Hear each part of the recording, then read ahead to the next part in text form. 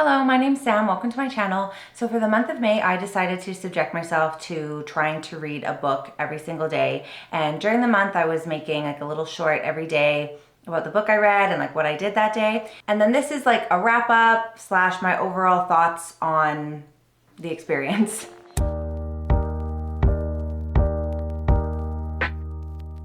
So when I thought about doing this, in order to be successful, I knew I was going to have to collect shorter books because I actually don't feel like I'm a very fast reader. I just feel like I spend a lot of time reading. And also sometimes I don't have a ton of time to read. So I basically scoured like other booktubers videos and found like lots of suggestions for books that can be read in a day or short book recommendations. So all of the videos that I found and like the creators that I found will be down below. And yeah, I just reserved like all those books from the library. So for the last month, I've just like been hoarding all these short books. I'm actually so looking forward to returning them all. Okay, so first I want to do stats. So there are 31 days in May. I finished 25 books. Of the 25 books, 21 of them I finished in the one day. So 10 days I was unsuccessful. So out of all of those, there was 3 days that I just didn't even try. My daughter's birthday's at the end of the month. I had her birthday party. I was like, I'm obviously like, this is the priority. I'm not going to even attempt to read books. I thought I was gonna be able to like, get done with a day, read a quick book in the evening. But one thing I realized doing this and just about myself in general is I really overestimate how fast of a reader I am. Like I think that I could take like a 200-page book and read it in like 2 hours. I am not that fast of a reader. I tune out. I need to like reread some things. Like I'm not quick. If I had the audiobook, maybe, but no, I'm just not a fast reader, which I've discovered about myself. Like I realize I need to set aside more time than I think to finish certain things. So I thought I was gonna be able to squeeze books in on those days and it just became very apparent that I wasn't going to. So I just decided to, on the 29th of May, I was just like, okay, I'm done. Yeah, so I didn't try those 2 days. There was just one day where I just like was really not in the mood to read. I wasn't in the mood to film, so I gave up on that day as well. And then 4 of the books that I didn't finish them in the day, but then I still wanted to finish them later. So that's what I did. And then I read 3,355 pages. I was trying to compare that to like what I normally like, kind of like what if like I took like the average book size, and I feel like, I don't know, I'm just kind of like guessing. I feel like an average book size is like, I'd say like 325 pages, probably like what I would typically gravitate towards. I don't typically gravitate towards really big, long books. I kind of like a 300 to 350 range. And then that, would be about like 10 books in the month. And I'd say that that's definitely more than what I usually read. Lately I've been only managing to finish like 5 or 6 books in the month. So I definitely read more than I would usually read. Oh, one thing I didn't do is like pages a day. So I'm gonna count like all the days of the month. It's like 108 pages a day. So yeah, and I'd say in a regular reading month, I probably don't read 108 pages every single day. Like I might read like 300 pages one day and then like nothing for like 2 days. And I wanted to do ratings as well because a lot of the books I was picking up, like some of them I had never heard of, some of them I might not necessarily be interested in them if I wasn't like specifically looking for short books. And as well, I've found that the genres of short books, I feel like they tend to lean like there's a lot of like short horror, and I feel like there's also a lot of short like literary or like classics. And don't tend to love like older literary like classic books. So for my rating, I'll put up a little pie chart if I make a pie chart. If not, I'll just list it. I had 4 5 stars, 4 4.5 stars, 3 4 stars, 6 3.5 stars, 5 3 stars, 1 2.5 star, and 2 2 stars. And I don't really give out 1-star ratings, so my average rating was a 3.7, which I'd say that that's like pretty typical of what I usually get. I maybe lean probably a little bit higher. Okay, the angle might have changed because I had to fiddle around with my memory card. Those are all my stats. Next, I'm going to talk about all the books that I read this month, and I'm going to try to give like the smallest possible synopsis and review. And I'm going to go in order. Metamorphosis by Franz Kafka. Gregor turns into a bug. His family is navigating him turning into a bug. The audiobook was narrated by Benedict Cumberbatch, and it was a great time. 4 stars. The House on Mango Street by Sandra Cisneros, following a young Latino girl who grows up in Chicago and the people who come and go from her life on Mango Street. This was one of those books that felt autobiographical, even though it was fiction. You could just tell the author put a lot of herself into the book. I enjoyed it, 3.5 stars. Day 3, we had our first fail, which I was shocked that it was actually that early in the month. But even though, and the book was like 80 pages long, and I have yet to finish this, even though it was 80 pages long. I'm not gonna DNF it. I am gonna read the last like 30 some pages that I have, but I think I was just really busy this day, and this wasn't the type of book to keep me awake, because it's like poems. It's like a collection of letters, and like the writing is very like poetic. The writing is beautiful. I could not keep my eyes awake even to read like the last 40 pages of this. So TBD, I might finish this at a later time. The Test by Sylvain Neuvel, I gave this 4.5 stars. This is like a Black Mirror episode. It's following someone taking a British citizenship test, and it goes absolutely off the rails. That's all you should know going into it. It was great. This is exactly why I love a short book. The amount of time you're going to spend reading this is totally worth the payoff. I just knocked my camera around. Woodworm by Layla Martinez. The synopsis called this class-conscious horror that drags generations of monsters into the sun. It felt like a ghost story, a witchy story, a monster story. It was like a lot of things in one. I remember giving it like a 3.5 when I finished it, but like looking back, I don't really remember a ton about it, and so I bumped it down to a 3. The Order of the Pure Moon, Reflected in Water by Zen Cho. This kind of reminded me of the Monk and Robot series, the Singing Hill cycle. I gave this a 3.5. It's about a nun that goes off with like this group of like thieves and bandits, and they're like kind of selling something, and she kind of like gets in the middle of it, and I enjoyed this. I just really wanted this to be longer. Like I wanted more of this story. Like I either wanted this to be like a novella series or a longer novel, so that's why I gave it a 3.5. The Grown Up by Gillian Flynn. This is only like 64 pages. I feel like it's technically a short story, but I didn't care. This has a really low rating. It has a 3.55. I loved this book. It's following a girl who is like a medium, like she reads auras, like she's basically a con artist. She does some other stuff too, which you find out very quickly at the beginning of the book, that I was not expecting the book to just like go that hard right from the beginning. But it was just like a perfect little short snippet. I gave this one 5 stars.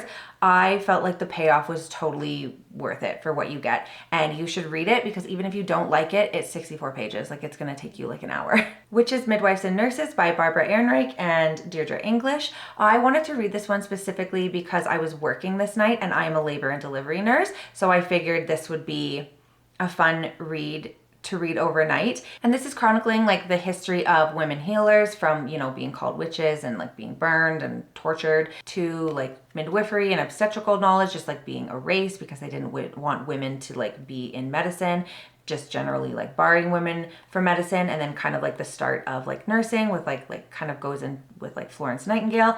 I had come off of reading like a couple of medical nonfictions, and just with the knowledge that I already have, I didn't feel like I got a lot of extra out of this one. But I feel like if you want kind of like a basic sense, and you don't already have that background knowledge, and you haven't read a bunch of medical nonfictions, it is very interesting. And there's like some fun like pictures, and like there's like a lot of like illustrations and like cartoons, like kind of like comics in here. And I enjoyed it, but I gave it a 3. My first big surprise was Graveyard Shift by ML Rio. I thought I was gonna hate this because it has like a 3.18 on Goodreads, and everybody that I had seen talk about it, even people that have similar tastes to me, did not like it. This is following a group of people who meet like every night in a graveyard to smoke, and then one night there is a hole in the ground, and they are trying to figure out why there's a hole in the ground. And the criticisms about this are that it feels like unfinished, and it really actually does. Like it feels like this was a longer book, and then someone came by and ripped out like the last like 3 chapters of it. But I just loved like the bulk of the book. Like, yeah, the ending, like maybe there could have been more. I feel like there was one very specific thing that people wanted that just like didn't happen. But I just loved like the bulk of the book, and you know, all these people kind of like separately like working together to kind of like figure out what was going on, and I gave it a 4.5. Day 10, I read Small Things Like These by Claire Keegan. I honestly, nothing really happened in that book. It was like it was like a short, sentimental, slice of life book. Takes place at Christmas, following like a man. He has like a bunch of daughters, and he finds a girl in like a nunnery or convent, and that's it. I didn't feel like anything happened, and I am the outlier opinion, but I thought it was very boring. I gave it a 2. And then, I don't know why, but then I read another Claire Keegan. The next day I read Foster, and I felt similarly about this one. This is about a girl who also has a lot of siblings, but for some reason her parents give her to this foster family for the summer, and yet like none of their other children, and it wasn't really explained why. It was like just her, and her parents are kind of like sucky, and then this foster family is nice to her. And again, that was like the whole story. I think I gave this one, I might have bumped this one down to a 2.5. No, I think I gave this one a 3. I liked it better than the first one, but still I just kind of found it very meh. But I'm the outlier, so don't get mad at me. Next I read Not a River by Selva Almada. This is a translated work. I was actually really enjoying this one.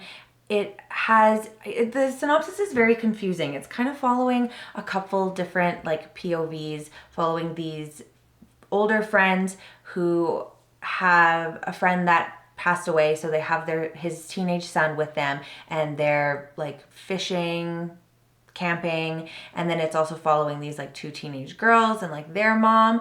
And I really was liking the writing. I was thinking that it was all going to kind of like converge together and make sense, but it made no sense to me. And I don't know if it just makes no sense or if I'm really stupid. So I ended up giving this a 3. I was really hoping that there would be some kind of like thing that like tied these 2 stories together, but it just ended up making absolutely 0 sense to me. And so I was a little bit bummed about that. So yeah, it was a 3. A Spindle Splintered by Alexi Harrow. This is the start, or I think a part of just like a duology. I don't know if there's going to be more books in this series, but it's following a 21-year-old who has a chronic illness, who always knows that she wasn't going to make it to her 22nd birthday. So on her 21st birthday, her friend throws her like a Sleeping Beauty inspired party because she's obsessed with Sleeping Beauty, and she gets like sucked into like a parallel universe, and then she goes around playing the hero and trying to rescue the princess. And I had a good time with this one. I gave it 4 stars. There's like some illustrations and stuff in it. It was a good time. We Had to Remove This Post by Hannah Bergowitz. This is following this woman and her co-workers who work for this like content moderation company. So they basically just like remove inappropriate posts. So they spend all their days watching and being exposed to the most like horrific stuff, and it slowly starts to affect them. I give this a 2.5. I just felt like this was building to something that never really happened, and I wanted more from this one. I Think I Might Love You by Christina C. Jones. This is a romance. This truly felt like a rom-com. It opens up with maybe a break-in, maybe someone going to the wrong house, and she punches him in the face and he's completely buck naked. And it was hilarious. It was funny. It had good steam for such a short book. This is like a romance series. I haven't been able to get my hands on the other 2 in the series, but like if I'm able to, then I'll definitely read those. I enjoyed it. It was a 3.5. A House at the Bottom of the Lake by Josh Mallerman. This is following 2 teens who go on a first date, and they find this house at the bottom of the lake, and they slowly become obsessed with it. And it was kind of like a slow, kind of like just like eerie book. Like it felt very desperate, and I really enjoyed it. I gave it a 4. Green Fuse Burning by Tiffany Morris. I attempted to read this book in the car when we started our road trip, but I wasn't able to finish it in the day, not because it wasn't good. I actually finished this the next day, and I loved it. I gave it 4.5 stars, but I couldn't finish it in the day because I was trying to read it in the car, and it was a book that I wanted to pay attention to the writing because I was loving the writing, and I was a bit distracted in the car with like the music playing. And then I tried to finish it like later in the evening when we got to our hotel, and I just was too tired. This is about an Indigenous artist, Rita, who wins like a art contest where she gets to go paint like in a cabin, and eerie, creepy things start happening in the cabin. And I loved how this was written as well. Each part starts off with like chronicling like an art piece that she's made and like a description of the art piece, and then it goes into like Rita's story. And I just thought it was fantastic. The next day I again tried to read in the car, and my husband was like blasting like Dragula by Rob Zombie and like all these like old like 90s songs, and I had a really hard time concentrating. So I also failed to read this in the day, but then I read it later on. And this is the second book in the Spindle Splintered by Alexi Harrow. And this one I liked less. I guess I just didn't really feel like this story needed a continuation, but it's following the same girl. I think her name is Zinnia. And instead of rescuing the princesses, she decides to rescue the villain in this one. And yeah, it was just okay.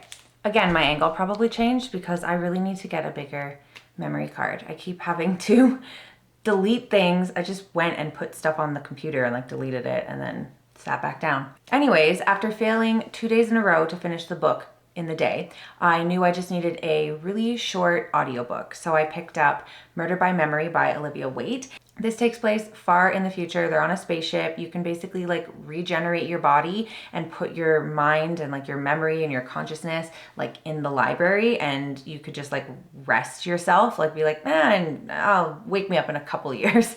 And then somebody starts erasing people's memories, and then the detective of the ship wakes up in somebody else's body and she has to solve the mystery. And it was a good, nice, quick like start to a novella series that I'll probably end up continuing. I gave it 3.5 stars. Okay, I feel like one of the most memorable experiences I had was Things Have Gotten Worse Since We Last Spoke by Eric LaRocca. I really needed this book because this was the first one in like a while. Like I had enjoyed a lot of the books that I was reading, but this was one of the first ones that I actually wanted to like binge. Like I didn't want to stop reading this one. And not saying that that was like a good experience. Like this book was disgusting. I just could not look away. It was like a car crash. Like I couldn't look away from it. And this is following the correspondence between two women in a chat room. So it's written in like emails and like Messenger before one of them has died. And I gave it 4 stars. It was like good in a bad way. Come Closer by Sarah Gran. This is a possession story. Oh, Jesus.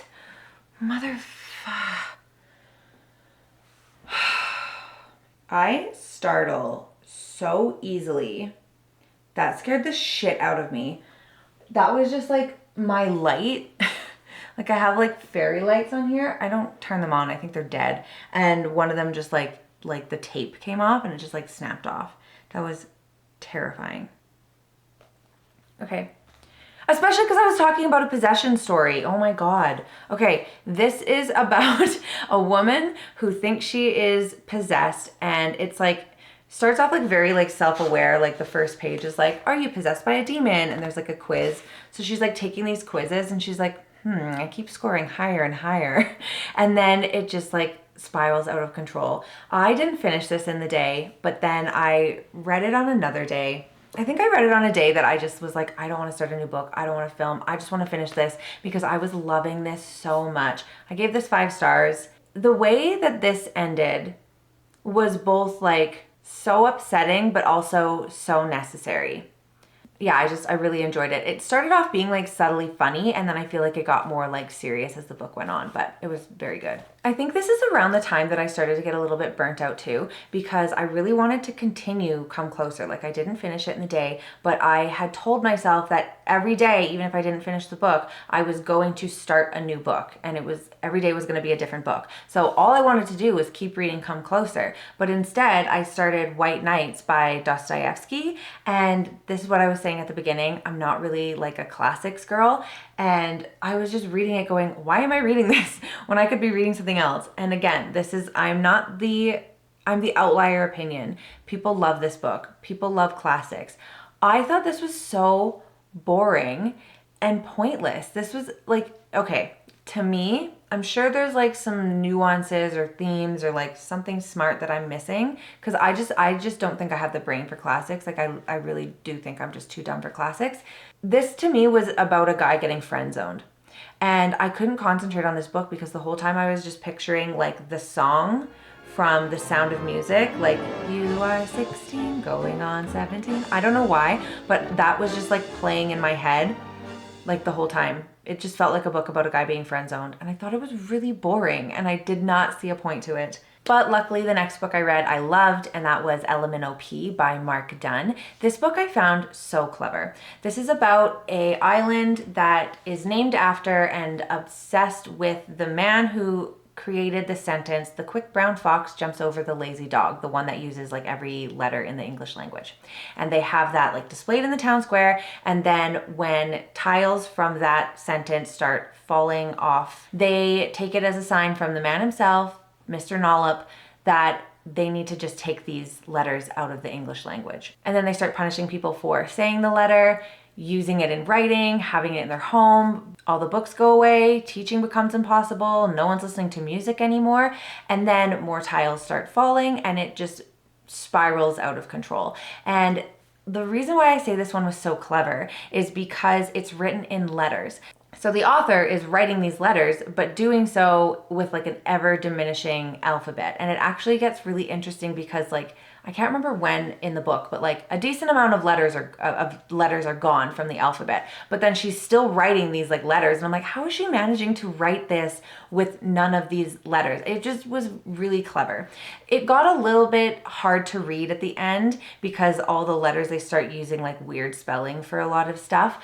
And it got a little bit like chaotic and out of control. Even though it was short, I feel like it could have been a little bit shorter. And I wanted more like consequences for the people that like put this into place. But other than that, I really enjoyed it. I gave it a 4.5. The next day was another driving day, and I attempted to read Terrace Story, and I was actually really enjoying this at the beginning. The first 30 pages is kind of following one story, and then it switches to like a different story, and I just kind of got bored with it because I didn't see if it was gonna connect with the first one, and I didn't know like if that was gonna continue or if that storyline was just gone.